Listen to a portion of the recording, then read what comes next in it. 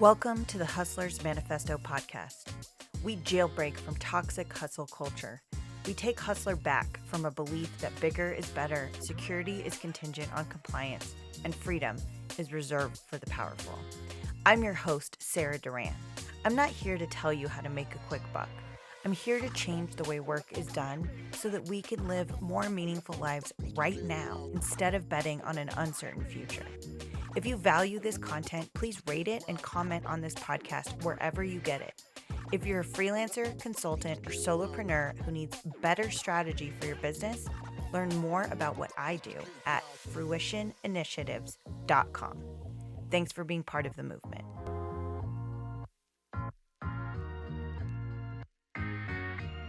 Hi, Reuben.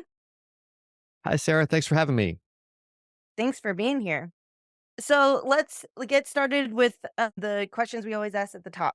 Who are you? What is your work? And why do you do it? That's existential for It a is. Friday morning, but I'm assuming we're gonna go into sort of like the professional version of who I am. And I'm a software person who accidentally started a sales and marketing consulting firm, and then accidentally built an anti-CRM for solo consultants. And so that is my work. And the reason I do it is I was a sales and marketing consultant for Fortune 500 companies, and I like to think that I did a good job for my clients because they would call us back to do more work and we would get good word of mouth and so on. But I really struggled horrendously with my own sales and marketing. And I knew that I was not really in my element there. And I thought, I'm getting paid to sit in the room with some of the best sales and marketing people on the planet. Let me just take good notes and copy what we're doing, right? Like, that's how hard can it be? And it turns out that the more I did that, the worse I made things for myself. And I was part of the sales and marketing industrial complex, if you will, that exists to serve these big enterprises. But what works for a giant enterprise is so different than what works for a freelancer or an indie or a boutique consulting firm. And so I had to then go and unlearn so much of what I had worked so hard to learn. And talking to some other independent consultant, I realized that so many of us were tripping up over the same things. And I thought, gosh, I went through so much struggle on some of this stuff. What if I could take some of what I had done to try to make the sales and marketing operations of these big companies better and do it for micro businesses where you could really change someone's world sometimes in an afternoon? And I'd love to say that I had this vision of, oh, let me create a CRM. At this point, that's not what happened at all. That's a whole other long, strange, circuitous journey, but that's how it ended up. And I think there's so many of us who are doing great work for clients and just need to get a little bit different mindset and a little bit more organized about how we do business development so that we can go and help more people have the life that we want to have and do it in a way that feels fun and authentic and not, oh, sales and marketing's come like an icky necessary evil that I have to go through to land the work that's what I really care about. Okay, there's so much to unpack there. First of all, tell us some of those those main differences. Like what's different? I love the term the anti-CRM. I totally agree with you that a lot of these systems that we have to operate in as solopreneurs are not built for solopreneurs. And so we're required to buy minimum of 3 licenses for someone or have this Mhm. huge enterprise account. The structure doesn't work, but also the sales cycle is different. What are the main differences that you see in your anti-CRM versus the other CRMs that we're all forced to struggle with as solopreneurs? Sure. And for a long time, I didn't understand this. It didn't make sense to me. And people started asking me, I started about building things for myself. People started asking me for access to them. And the idea was I was going to plug into these big enterprise CRMs to do some of the things that they didn't do that I needed. And then people started saying, hey, I really like your stuff. I hate my CRM. Can you just make it do the CRM stuff so that I can get rid of the CRM that I hate? And of course, I said, no, that would be nuts. The world doesn't need another CRM. And if for some reason it did, I'd be the last person who should build it. I freaking hate CRMs. I've Mhm. tried dozens of them. And they were like, that's why you should do it. And I fought this for a long time. And of course, you can see that I'm very bad at predicting the future because here we are. But looking back, it's much more obvious. At the time, I was just so in the weeds, I couldn't see it. But a CRM is traditionally built for the VP of sales to keep track of a sales team. Mhm. And that's a perfectly reasonable thing for a VP of sales to want to do. And the funny thing is, as a sales and marketing consultant for these giant companies, I knew that there was a sort of cat and mouse game going on between the sales team and the VP of sales, even there. And it wasn't always doing exactly what you would hope, but it was at least making some effort. But when it's just you're the VP of sales and the sales rep and the VP of marketing and the marketing analyst, and you're doing all this stuff in your quote unquote spare time and you don't really like any of it, having this giant enterprise system just gets in your way. You also, when you're running as a VP of sales, you're running a big sales team, you don't have personal relationships with all the prospects. You probably don't even have personal relationships with all the salespeople. So it's all about numbers and pushing people from one bucket to another. That is very uncomfortable for most of us folks who are not into selling and have those personal relationships. Like, we are not trying to talk someone into doing a project so that we can make our quote unquote quota. We want to help people when they're ready. So everything, like all the terms like contacts and deals and opportunities, all of that's the same, but everything else is just wrong when it's just you. So I Mhm. wanted a way to create and nurture relationships instead of track numbers. Here's the cable company. We've got to make sure 30% of people get from here to here by the end of the quarter or whatever. And let me do that in a way that works for people who are not salespeople, who are probably introverted, who really care about the mission that they're on much more than their quota. Mhm. So that's the high level difference, right? It is not for a sales team. It is for us to create and nurture these relationships in our spare time. And there's a bunch of things that sort of flow from that, Yeah. including I think one of the things that is missing for a lot of solopreneurs is what's really your positioning. And when you're part of a sales team, they hand you a sales playbook and say, here's all our talking points. But you talk to a lot of consultants and freelancers, and they're like, I do web development for anybody with a website. And in fact, if they don't have a website, then they really need me. And I've literally had someone say that to me.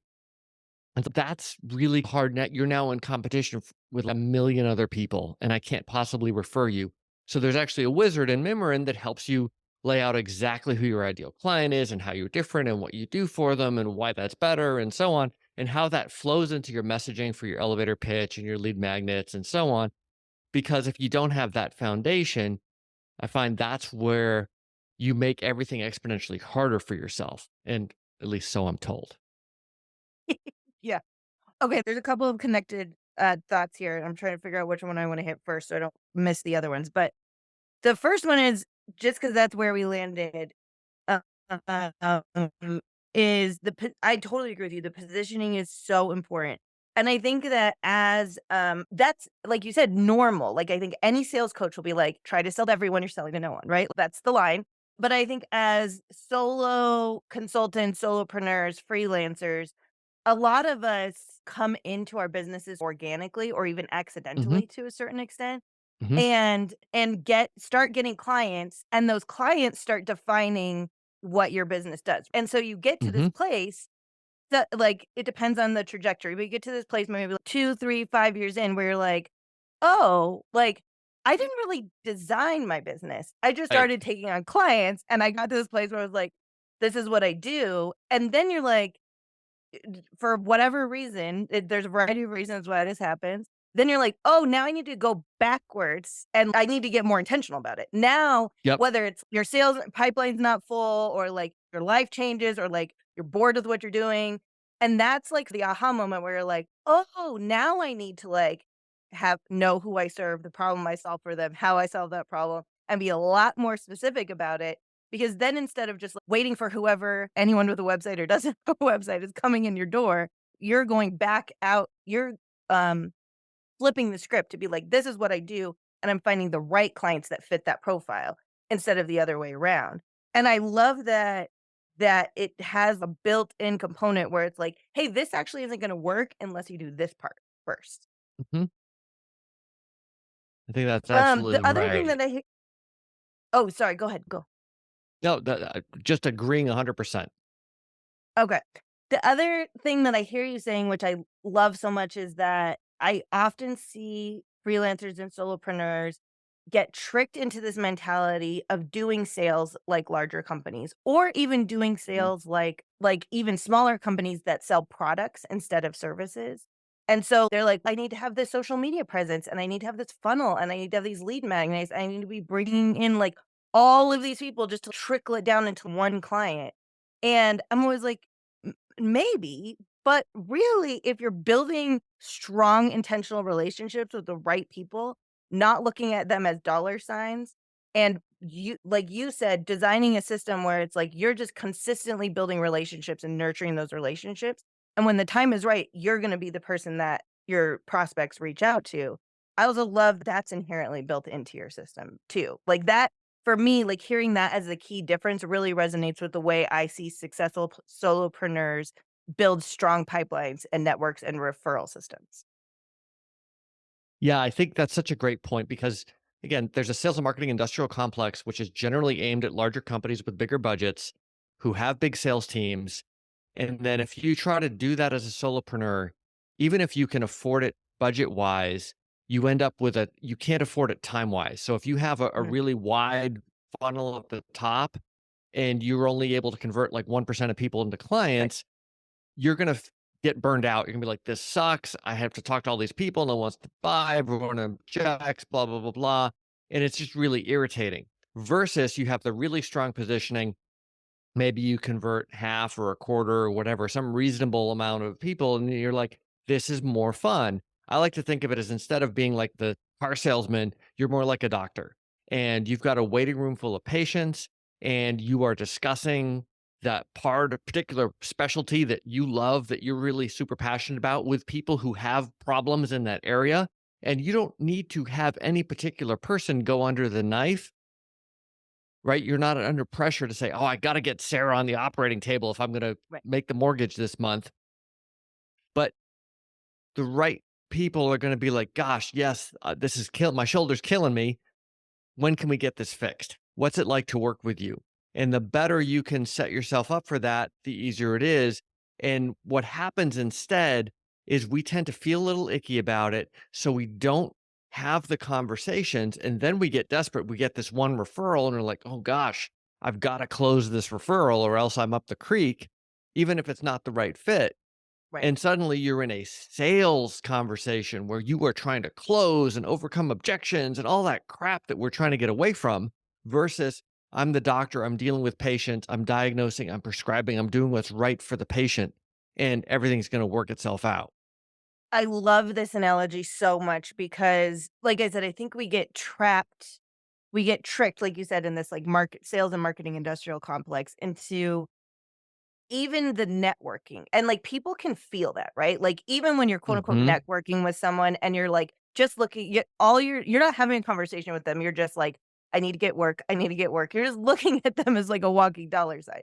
It's not about the relationship, it's about the potential work, and people can feel that. So I Mhm. love, love, love this analogy of the waiting room where it's like you're nurturing this pool of people.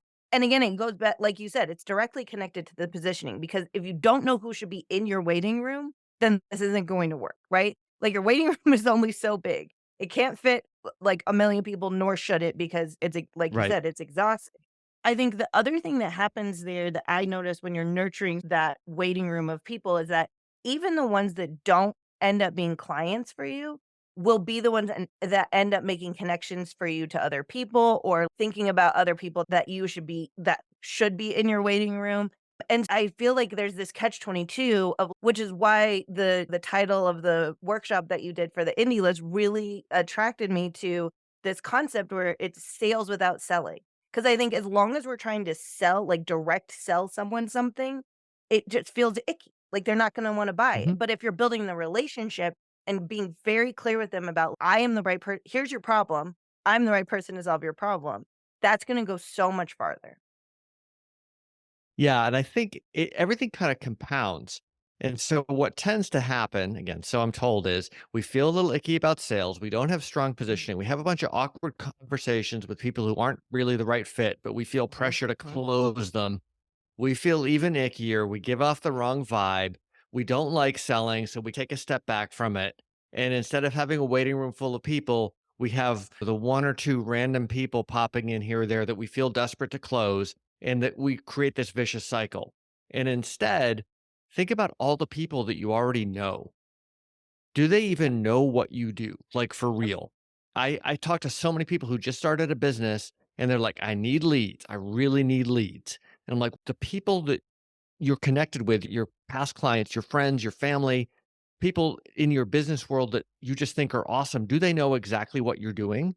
"Yeah, I updated my LinkedIn status." I'm like, "No, no. Have you had a conversation with them? Not to pitch them, but just to tell them what's going on. Heck, ask Right. them for advice." Because when you're freelancing, you're in a relationship business. And if you're in a relationship business, you're in a conversation business. And so many of us, especially those of us who think sales is icky and we're introverted, we try to do everything we can to get out of the conversations.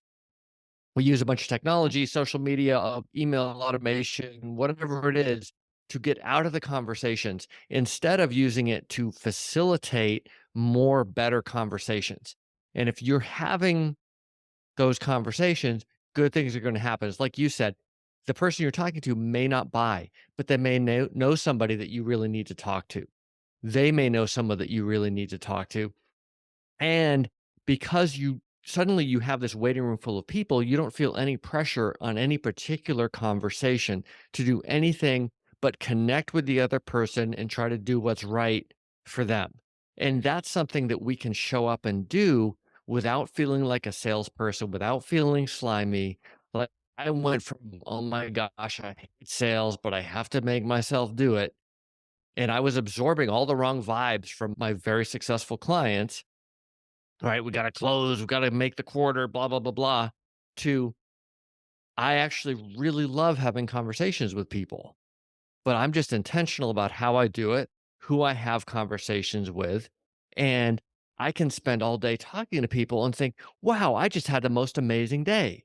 And it's not necessarily about who signed up for the software, who wants to hire me. Of course, that helps and that happens, but it's just good energy, and I think we all know what it means to have a conversation with good energy, that you Mhm. wanna have a follow-up conversation with that person, not just because you think there's a deal, but because, "Wow, I really enjoy talking to Sarah. Let's do that again." Mhm. And they're like, "Yeah, that was so much fun." Yeah, it's so true. I love that how you said that freelancers and solo consultants, solopreneurs are in the relationship business because we are, right? Like we're not to a certain not that you can't productize your business and scale, et cetera, you can, but you're not selling a product. Like people need to have that like vibe check with you to know that it's the right fit. And that it's funny that you said that about telling your just people that you know about what you do, because that is when people, like, are like, "How do I get started?" I'm like, "Just start talking to people. Decide what you wanna do," do. Because as you said, all things are nonlinear, circuitous journeys, like, you're not Right. gonna totally know until you start doing it, so don't feel like you have to, like, necessarily have your elevator pitch down and be ready to go. Have an idea, especially if you're brand new, but, like, I cannot agree more that I think in this day and age where we are relying on technology, like you said, to circumvent conversations instead of facilitate them. And I think that people are so aware of that now that it doesn't I think there was like a time when that sort of was when you could sell things by just sending someone a link to a really well written sales page. But nowadays, I feel like people are so skeptical. I know half of the DMs I get on LinkedIn are robots, just, like, sending me, Right. like, a form DM, and I'm like, I don't ever respond to those people because 'cause I'm like, "What's the point?" But that's how you find your positioning, right? Like, the more of those conversations you have, the better you're able to recognize your unique value that you're bringing to the table and the problems that your potential clients have, and find the connection between those 2 things. If you're not having those conversations, you're never going to figure that out. And so those conversations not just so important for the genuine relationship building, having a strong pipeline, having this waiting room of people, but it really is the way that you find your positioning. That's how you find your unique value that you're bringing into the world as a solo business owner. That's absolutely right, because you cannot solve that problem inside your own head no matter how smart you are. You need to bounce things off other people, preferably your favorite clients. And I tell people that if you're in a relationship business, you're in a conversation business, that means you have a two-step sales process. Doesn't have to be complicated. Step one, figure out exactly who you want to talk to. Step two, talk to them and repeat.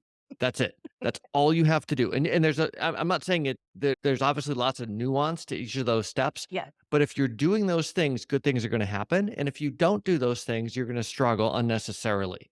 So I'm told. And what we really want is to go to your favorite clients and find out things like, what do you think you were struggling with? Because often the words they're going to use are very different than maybe the more jargony, technical, like solution based words that we're thinking about. And what did you try? Why didn't it work? Why did you turn to me? What happened after we worked together? And what comes out of the mouth of your favorite clients? Like that's the real stuff. That's the real gold. And I think one of the things that to bring it back to what you talked about earlier, you end up a lot of times with this organic smorgasbord of different clients. And a lot of times people say, most of my clients are X and a few of them are Y. And maybe 80 or 90% of them are typically smaller clients with smaller budgets, smaller projects. But mentally, they take up most of the room because they're the most numerous. Yep. But financially, oftentimes, there's a subset of them that pays 2x, 5x, 10x, 20x as much because they're receiving 100x more value, and they're so eager to work with you. And I think one of the really important things is that it's okay to say, I really wanna focus on those ideal clients who not only can afford to pay my top rates, but they're, like, really eager to because they can't wait to get where they wanna go faster, where I help them go. Yeah, that's so right.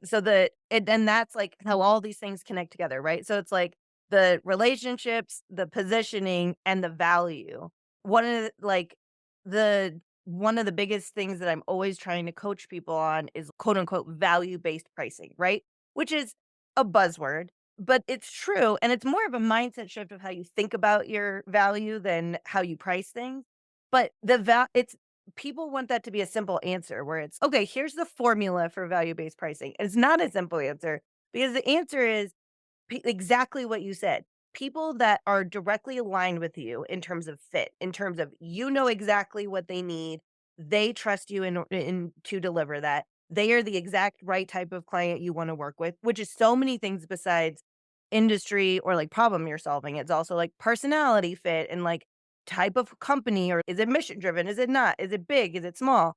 There's so many, like, different pieces of that, but those people, that person is worth 100 of the smaller ones. Because I think we all know that the ones that nickel and dime you are the ones that are going to take up the most of your time, like you said. It's the 80-20 rule. The ones that you spend 80% of your time on are gonna be 20% of your income or your value, and whether it's income or whether it's just, I actually hate working with that person. Mhm. And and so the connection between the genuine relationships and the very clear positioning is the way that you're able to charge people more in a way that doesn't feel gross, right? It's like they want to pay you more. Some of the my most favorite clients are the ones that were like, "Hey, I actually think that you should raise your rates." Like, I've Mhm. literally had clients tell me that, where they're like, I'm a contractor among multiple contractors on the project, and they're like, "This person came in at X number of dollars, and we love working with you. We think that you should be charging a little bit more." That's the kind of thing that a genuine relationship with a really aligned client does for you. And yeah, I cannot agree more. All those things are so intimately connected together. Tell me about how I'm curious structurally how the anti-CRM facilitates this. So if it's really relationships based and you're thinking about this as a waiting room, and like you said, there's a two-step sales cycle. What does it look like? What does the nurturing process look like? I love that this positioning piece is already built into it. But what are some of the other features that sort of get at some of these things we're talking about? Sure. And there's a whole bunch of other stuff that we won't get into, proposal automation and lead magnets and things like that. But the core of it is, let's have conversations with people. And some of my frustrations with more traditional CRMs were you'd have kind of a list of people, and I would stare at the list thinking, gosh, I know I'm supposed to talk to all these people, but who should I talk to next? Mhm. And because I'm not a salesperson, I didn't have a good system. I don't have 40 hours a week of selling time. I would spend more time worrying about who I should talk to than actually talking to people. And then after I would talk to them, if I didn't manually set the next conversation date, or I had too many tabs open, I went to lunch, I got logged out, whatever, it was like that person disappeared. And I know there were deals that just went away because somehow I forgot to enter that thing. And then you run into someone a year later and you're like, what happened, Sarah? Oh, I don't know. Sorry, I just didn't follow up. And so I wanted a way that would just make it really brain dead simple.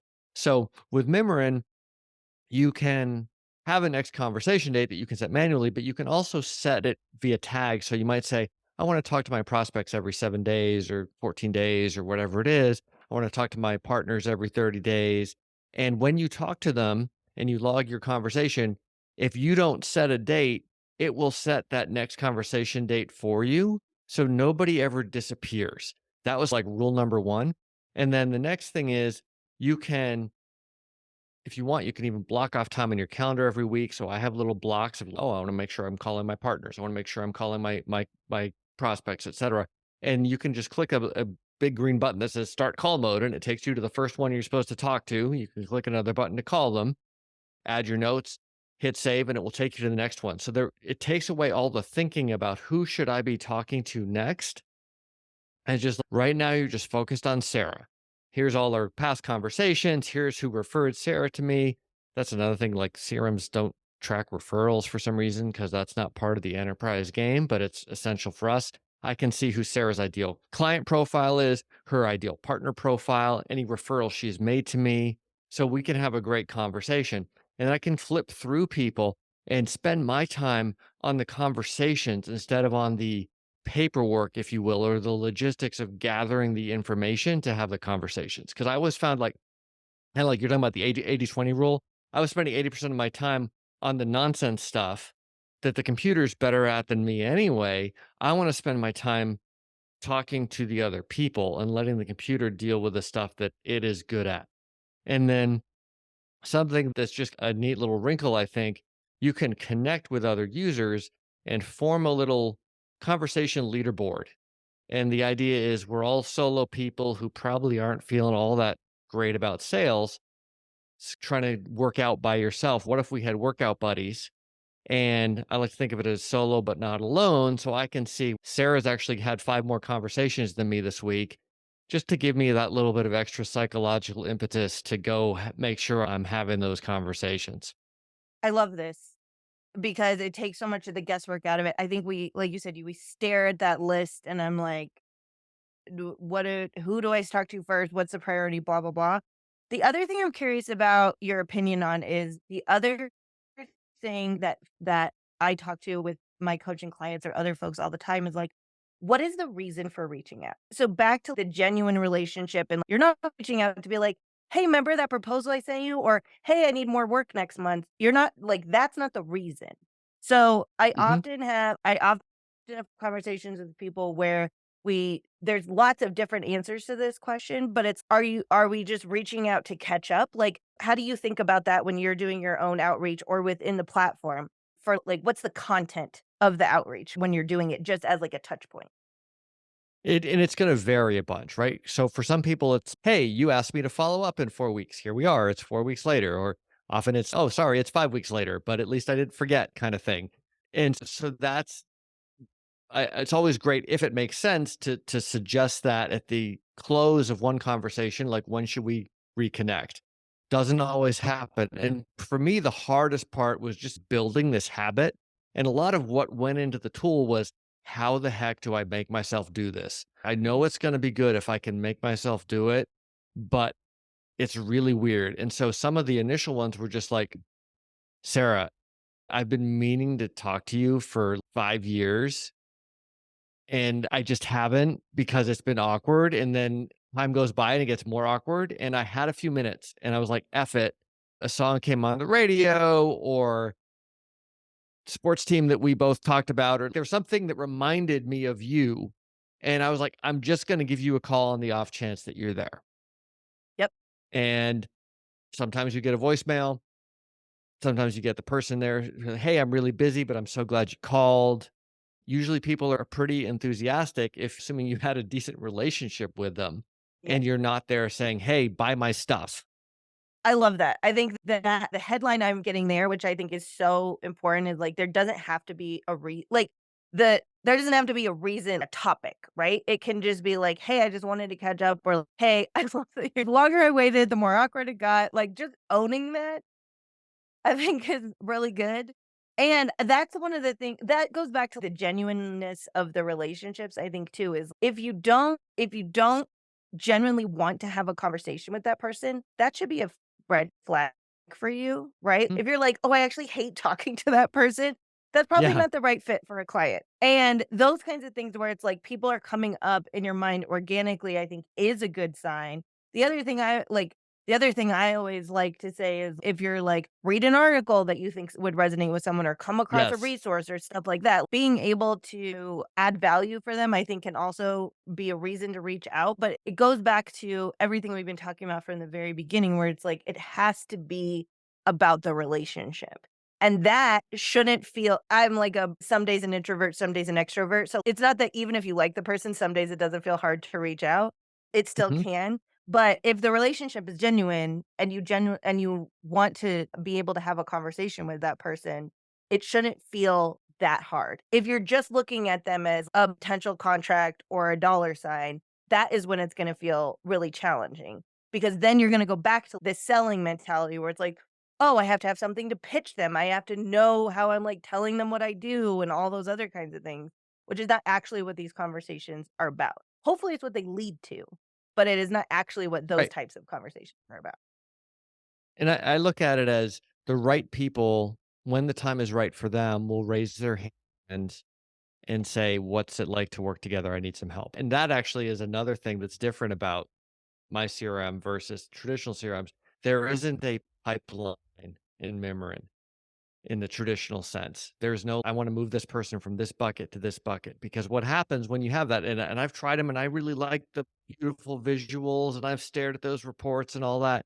But there's, even if it's subconscious, there is this desire to move a person from this bucket to the next bucket, whether or not Mhm. they are ready for that. Yep. And I don't like that. Like they will tell me if and when they're ready, and I've got lots of people to talk to, so there is no pressure. I don't have to nudge Sarah or force Sarah or overcome Sarah's objections to get her from this stage to that stage. The right people at the right time will make the move. Yep. And that goes something back to something you said a little bit earlier that what as I was thinking about it in my mind is this concept of advocating for our clients. So not like you said, not pushing them into something that they're not ready for. You're not convincing them, you're not overcoming their objections. I think there's like a million trainings out there about how to overcome sales objections. That's not what you're doing, right? You're demonstrating value, you're assessing fit, you're building a genuine relationship, and then ultimately you're advocating for what those people need next. And if what they Mhm. need next, because I have conversations with people all the time and the fit is there and everything is there, and I'm like, "I know." Like, I could feel it, and I'm like, "I know that what you need next, like, if we work together, give me 1 month, and you could be from here to here." I know deep down inside, like, I could help them, and that comes through, as opposed to someone who and truth be told, sometimes that doesn't mean that they're quite there yet, and so I Yep. express that very genuinely. I am not following up with them a million times afterwards to be like, "Hey, are you ready? Hey, are you ready? Hey, are you ready?" But, being able sometimes also that advocacy looks like, "Hey, I'm actually not the perfect fit for you. And so what I would Mhm. like to do is connect you to one of my colleagues that is a much better fit for you, or maybe someone who's adjacent to what I do and is 5 steps ahead, and then you come back to me in a year. I think actually what you need is this, and then come back and see Mhm. me in a year, and we'll circle back." But that's like advocacy mindset. All of the things we've talked about takes the pressure off of convincing someone to work with you who's not quite ready, which ultimately usually leads to a bad fit and not the right results for them, which doesn't lead to repeat work and referrals. Right. Absolutely. And you've got a waiting room full of people to talk to, so there's no pressure on any Right. individual conversation. Yep. Okay, so the biggest question that I think people are wondering is how do you fill your waiting room? Start with the people that you already know. And most of us know lots of people. We just don't do a good job of staying in touch with them, right? We're connected with them on LinkedIn or social media or whatever. Maybe we send them a Christmas card, but we don't actually have conversations with them. Start there. When you have networking events, whether it's in person or on Zoom, it's not about the event, it's about the follow up one to one meetings, but not just a one to one meeting. It's about that using that as a springboard to establish an ongoing relationship. So people often say, I need more contacts, I need more leads, I need more referral partners. Even if they have the one on one, then they don't follow up. And then they say, gosh, I need more people that I'm also not going to follow up with. Right. Start with the people you already know. You don't have to take everybody with you for the rest of your life. As you were saying, some people you might decide, I don't really like this person, or we've grown apart, or whatever. That's fine. That'll sort itself out. But everybody knows some people. Start there. And then you're going to start getting introduced to more people. As your positioning gets sharper, you're going to get more better referrals.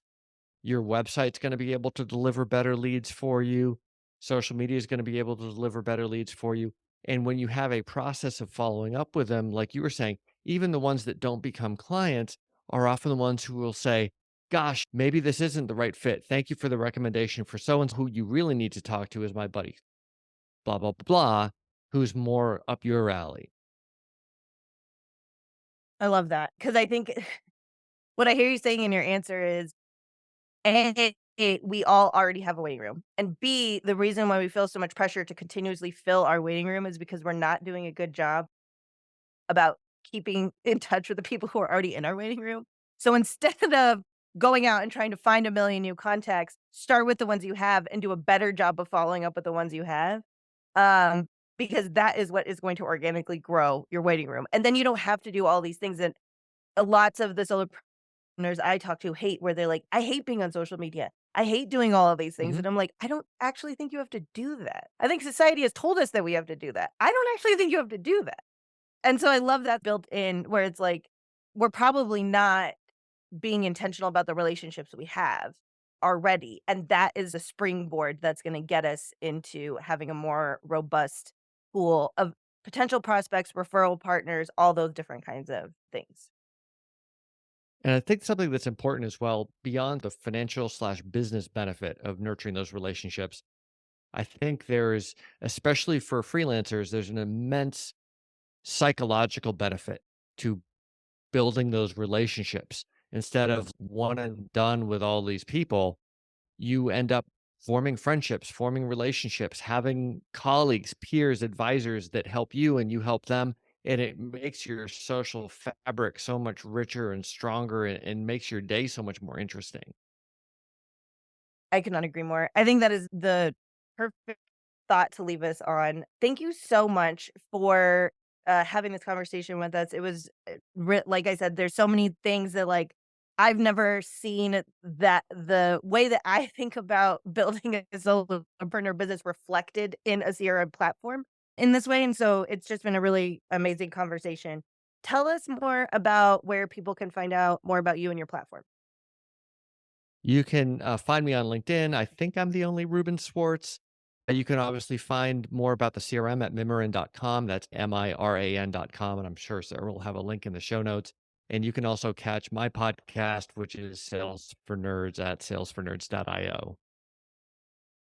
Awesome. Thank you so much, Ruben. I really appreciate it. My pleasure. Thanks for having me, Sarah.